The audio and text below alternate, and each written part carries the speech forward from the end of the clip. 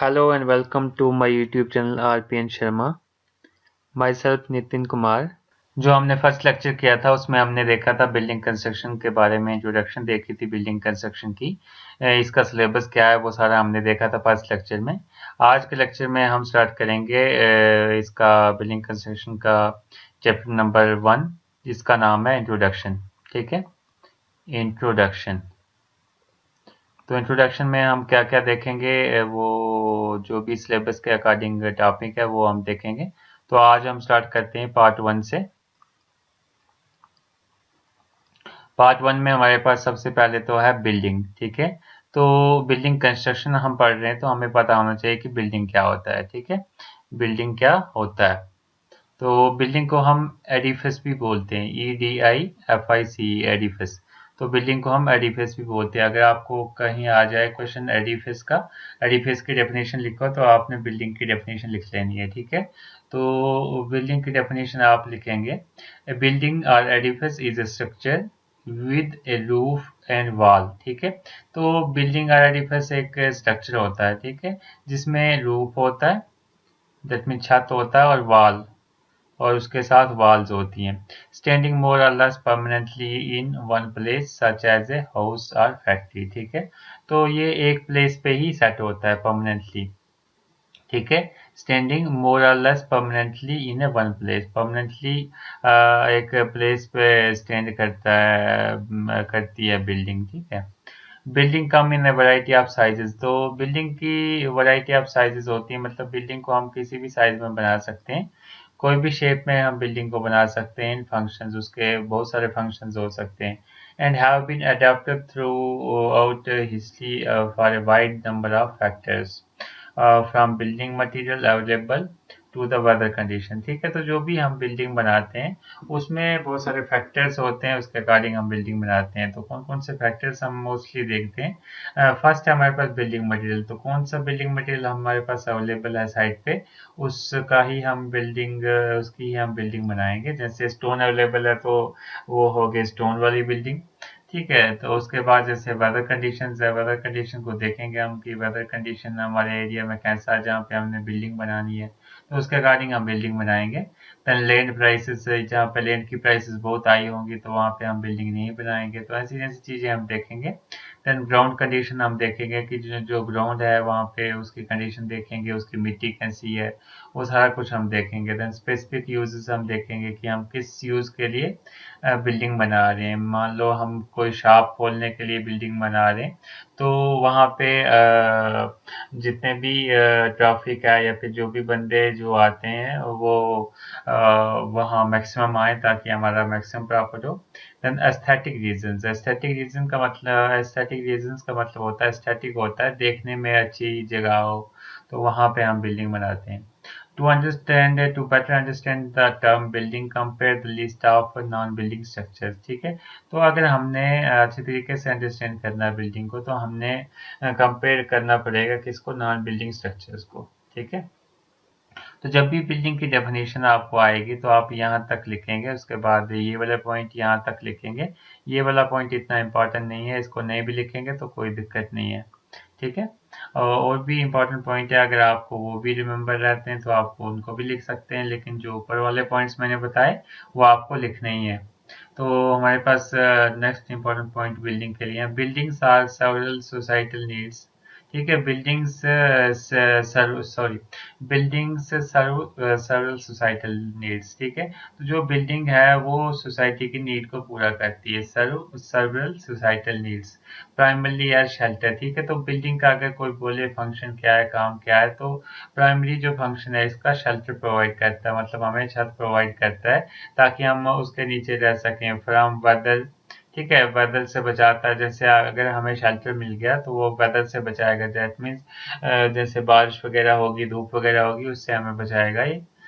उसके बाद सिक्योरिटी, हमें अंदर बिल्डिंग के अंदर रहेंगे तो हमें सिक्योरिटी महसूस होगी, अगर बाहर रहेंगे तो हो सकता है जंगली जानवर आ जाए हमें खा जाए। ठीक है, देन हमारे पास है लिविंग स्पेस। तो हमें एक लिविंग स्पेस मिल जाती है, रहने की जगह मिल जाती है, देन प्राइवेसी मिल जाती है, ठीक है। तो बिल्डिंग के अगर अंदर रहेंगे तो हम कुछ भी प्राइवेटली कुछ भी कर सकते हैं, बाहर रहेंगे तो सारे उसको देखेंगे। टू स्टोर बिलोंगिंग्स, कोई हमारे पास चीज़ें हैं वो हम रख सकते हैं, जैसे कोई बिस्तरा है, बेड है, कुछ भी है हम रख सकते हैं। To comfortably live and work, तो कंफर्टेबली हम रह सकते हैं बिल्डिंग में और वर्क कर सकते हैं किसी के इंटरफेरेंस के बगैर। The building as a shelter represents a physical division of the human habitat, ठीक है। तो बिल्डिंग एज ए शेल्टर काम करती है, इसका प्राइमरी फंक्शन क्या है, एज ए शेल्टर हमें प्रोवाइड करती है। तो ये रिप्रेजेंट करती है एक physical division of a human habitat को, ठीक है। तो ह्यूमन हैबिटेट बिल्डिंग को हम कह सकते हैं कि ये ह्यूमन हैबिटेशन के लिए मोस्टली बनाई जाती है कि जो ह्यूमन है वो वहाँ पे रह सके बिल्डिंग्स में। A place of comfort and safety, ठीक है। तो ह्यूमन हैबिटेट का मतलब हो गया कि एक ऐसी प्लेस जहाँ पे हमें कंफर्ट भी मिले और सेफ्टी भी मिले, ठीक है। And the outside place that at times में बी हार्श एंड हार्मफुल, ठीक है। तो बिल्डिंग के अंदर जब हम रहते हैं तो हमें कंफर्ट और सेफ्टी महसूस होगी। जैसे ही हम बिल्डिंग के बाहर जाएंगे आउटसाइड द बिल्डिंग, तो हमें क्या होगा, वहाँ पे हार्श एनवायरनमेंट होगा या फिर वहाँ पे हमें हो सकता है हार्म हो जाए, हमें कोई नुकसान हो जाए, ठीक है। नेक्स्ट इंपॉर्टेंट पॉइंट हमारे पास है, ever since the first cave painting buildings have also become objects of canvases of much artisan। तो ये वाला जो पॉइंट है ये आपको देखने की जरूरी नहीं है, ये इतना इंपॉर्टेंट पॉइंट भी नहीं है। और ये जो है आपका जो पॉइंट है वो थोड़ा सा हार्ड है, अगर आपको देखना है तो आप देख सकते हैं, ठीक है।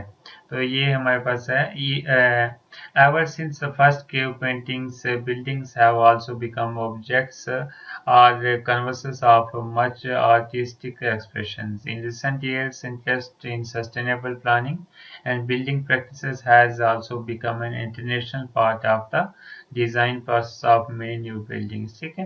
तो ये जो ऊपर वाले मैंने पॉइंट्स बताए ये आपको रिमेम्बर कर लेने हैं, ये क्वेश्चन एग्जाम में आ सकता है कि बिल्डिंग क्या होता है, इसकी डेफिनेशन आ सकती है। आई होप आपको सब समझ में आया होगा। अगर आपको कोई चीज़ समझ में ना आई हो तो आप मुझे कमेंट सेक्शन में पूछ सकते हैं। नेक्स्ट जो इम्पोर्टेंट हमारे पास टॉपिक है, जो सिलेबस में भी टॉपिक है, उसका नाम है classification of buildings based on occupancy, ठीक है। तो इसका क्या मतलब हुआ classification of building based on occupancy का? तो इसका मतलब ये है कि हम इसकी क्लासिफिकेशन करेंगे, बिल्डिंग्स की क्लासिफिकेशन करेंगे कि बिल्डिंग कितने टाइप की होती हैं, किस बेसिस पे, बेस्ड ऑन ऑक्यूपेंसी। उसमें ऑक्यूपेंसी होता है बिल्डिंग में रहना, ऑक्यूपाई करनी बिल्डिंग, ठीक है। तो बिल्डिंग में रहने जो हम रहते हैं वो अलग अलग तरीके से रहते हैं, तो वो उसकी जो हम क्लासिफिकेशन है वो हम देखेंगे। तो बिल्डिंग में भी classified based on different parameters, तो डिफरेंट पैरामीटर्स पे बिल्डिंग को हम क्लासिफाई करते हैं, बहुत सारे पैरामीटर्स देखते हैं, ठीक है। लाइक ऑक्यूपेंसी, ठीक है, ऑक्यूपेंसी के अकॉर्डिंग हम देखते हैं, लोड ट्रांसफर के अकॉर्डिंग हम देखते हैं, ठीक है। उसके बाद मटेरियल यूज्ड के अकॉर्डिंग हम देखते हैं, डिग्री ऑफ फायर रेसिस्टेंस के अकॉर्डिंग हम उसको क्लासिफाई करते हैं, ठीक है। तो जो हमारे पास नेशनल बिल्डिंग कोड है, the national building code of India part 4 2005 classifies the building in the following 9 groups, ठीक है। तो ये इंडियन स्टैंडर्ड कोड है, कोड का नाम दिया हुआ है, पार्ट 4 है इसका 2005। ये क्लासिफाई करता है बिल्डिंग को 9 ग्रुप्स में, 9 ग्रुप्स में ये बिल्डिंग को क्लासिफाई करता है। तो वो 9 ग्रुप्स कौन कौन से हैं? बेस्ड ऑन ऑक्यूपेंसी, ठीक है, उसमें रहने के अकॉर्डिंग।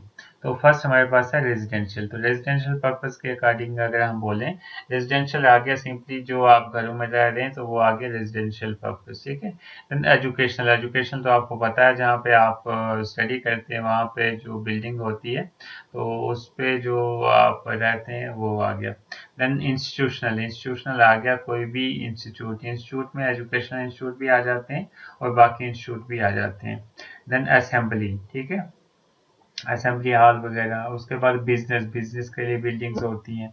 उसके बाद हम मर्चेंटाइल के लिए, बिजनेस वगैरह के लिए, इंडस्ट्रियल के लिए, ठीक है, कोई चीज़ स्टोर करने के लिए हजार्डियस बिल्डिंग्स, हजार्डियस मतलब कोई हार्मफुल जो भी सब्सटेंसेस हैं उनको स्टोर करने के लिए, ठीक है। तो ये सारी हमारे पास क्या है, क्लासिफिकेशंस है बिल्डिंग की, बेस्ड ऑन द ऑक्यूपेंसी, ठीक है। बेस्ड ऑन द ऑक्यूपेंसी मतलब उसमें कौन रह रहा है, उसके अकॉर्डिंग बिल्डिंग की क्लासिफिकेशन हम कर रहे हैं। तो ये कितनी क्लासिफिकेशन थी, 9 क्लासिफिकेशन। और ये किसके अकॉर्डिंग थी, according to the national building code of India part 4 2005, ठीक है। तो ये जो हमने पार्ट देखे, आगे इनको हम एक्सप्लेन भी करेंगे। तो अगर आपको वैसे भी क्वेश्चन अगर लॉन्ग आंसर में आएगा तो आपको इनको एक्सप्लेन भी करना पॉइंट्स को। अगर आपको ये शॉर्ट आंसर में आएगा क्वेश्चन तो आपको इसको एक्सप्लेन करने की कोई भी ज़रूरत नहीं है, ठीक है। आई होप आपको लेक्चर समझ में आया होगा। फिर भी अगर आपको कुछ चीज़ समझ में ना आई हो तो आप कमेंट सेक्शन में मुझे पूछ सकते हैं। Thank you. If you like the videos then like, comment, share and subscribe my YouTube channel.